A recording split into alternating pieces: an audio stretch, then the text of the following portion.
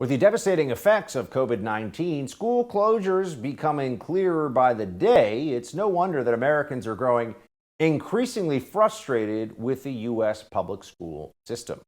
According to a recent Gallup poll, 28% of Americans say they have a great deal or quite a lot of confidence in the institution, a number that drops to 14% among registered Republicans. So, just why has the image of America's public schools taken such a hit over the past year?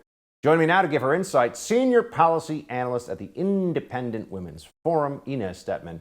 Inez, great to see you again. Always great to be here.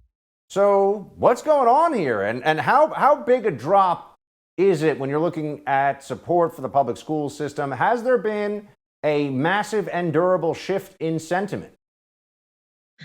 Well, there definitely has been a massive shift in sentiment. It remains to be seen whether that's durable. I think that largely depends on Republicans and whether or not they deliver on priorities that parents want, like actual school choice, broad-based school choice for middle-class families in particular, getting woke curriculum out of schools, and actually doing something to address the amazing both mental and academic deficit of closing schools unconscionably for 2 years.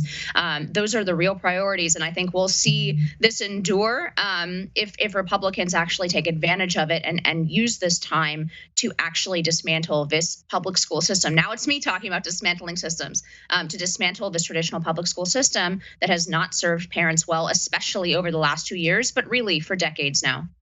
Is there a sense that the teachers' unions are specifically to blame when it comes to the shutdowns and the joke that was distance learning for so many people, for so many children, or is it just more of a generalized frustration with the system? Because I feel like if it's just the system, to your earlier point, maybe people will be like, okay, well, I guess we'll go back to it, and they'll forget about what was done to them.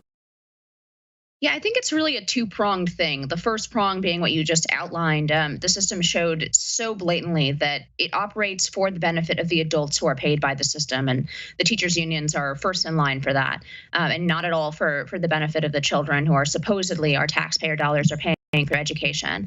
But I think the second prong is equally important to the durability of this kind of disillusionment, and that is during that time, it was a lot of parents because they were forced to have their kids do Zoom school at home. It was the first time they actually confronted some of the materials that were being taught and some of the ideology that was being taught in the public schools. And frankly, I think a lot of parents were shocked to discover how far the politicization, how far the far left ideology had actually, extended into their local public schools. And I don't think that, that anger, that disappointment, that disillusionment with the public schools, I think that is not going away because unfortunately, the public schools are not going to stop attempting to teach CRT, to teach gender ideology to, kindergartners or third graders, right?